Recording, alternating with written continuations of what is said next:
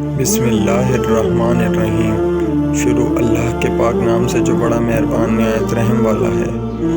السلام علیکم دوستو، ویلکم کرتے ہیں آپ کو آپ کے اپنے چینل دین کی دنیا میں۔ ویڈیو میں آگے بڑھنے سے پہلے چینل کو سبسکرائب کر دیں، بیل آئیکن کو پریس کر دیں۔ تو چلیے شروع کرتے ہیں۔ جیسا کہ ہم نے اکثر سنا کرتے ہیں کہ فلاں جگہ پر فلاں شخص زندہ ہو گیا، اس نے مرنے کے بعد کا حال سنایا اور پھر مر گیا۔ اسی قسم کا عذاب قبر سے متعلق ایک واقعہ گلگت میں پیش آیا، جس کے بارے میں بتاتے ہیں کہ ایک شخص قبرستان کے پاس سے گزر رہا تھا کہ اس نے کسی قبر سے یہ آواز سنی کہ مجھے نکالو، میں زندہ ہوں۔ جب ایک دو مرتبہ اس نے آواز سنی تو اس نے یہ سمجھا کہ یہ میرا وہم ہے، لیکن جب مسلسل اس نے یہ آواز سنی تو اس کو یقین ہونے لگا۔ چنانچہ قریب میں ایک بستی تھی، وہ شخص اس میں آیا اور لوگوں کو اس آواز کے بارے میں بتا کر کہا کہ تم بھی چلو اور اس آواز کو سنو۔ چنانچہ لوگ اس کے ساتھ آئے، انہوں نے بھی یہی آواز سنی اور سب نے یقین کر لیا کہ واقعی یہ آواز قبر سے ہی آ رہی ہے۔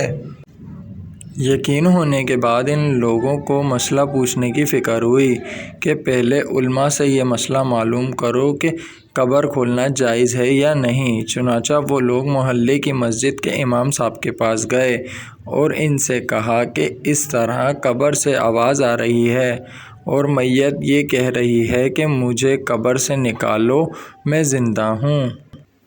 پر امام صاحب نے فرمایا، اگر تم اس کے زندہ ہونے کا یقین ہو گیا تو قبر کو کھولو اور اس کو باہر نکالو۔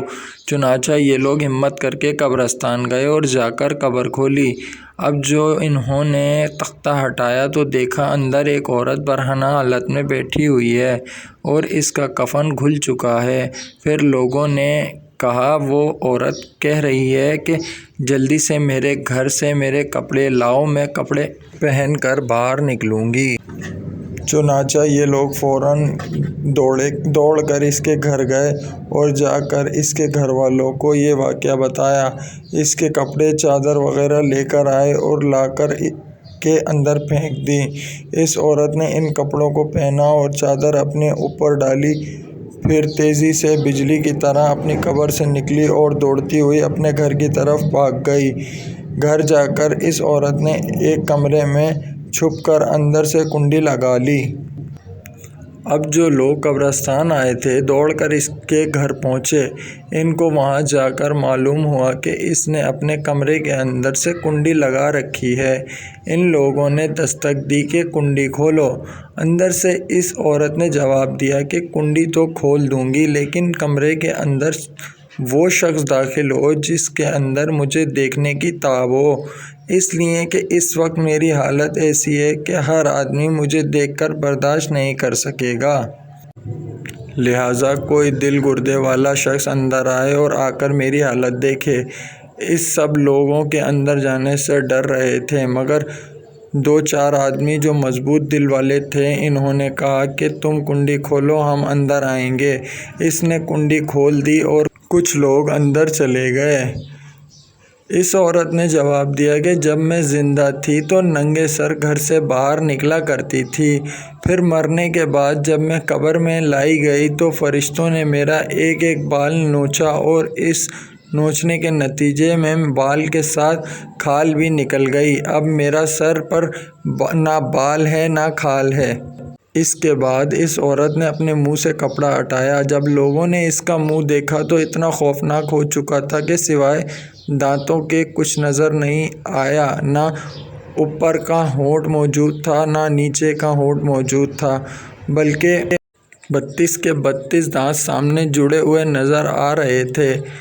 سوچیے، اگر کسی انسان کے صرف دانت ہی دانت نظر آئیں تو کتنا ڈر اور خوف معلوم ہوتا ہے۔ اب ان لوگوں نے اس عورت سے پوچھا، تیرے ہونٹ کہاں گئے؟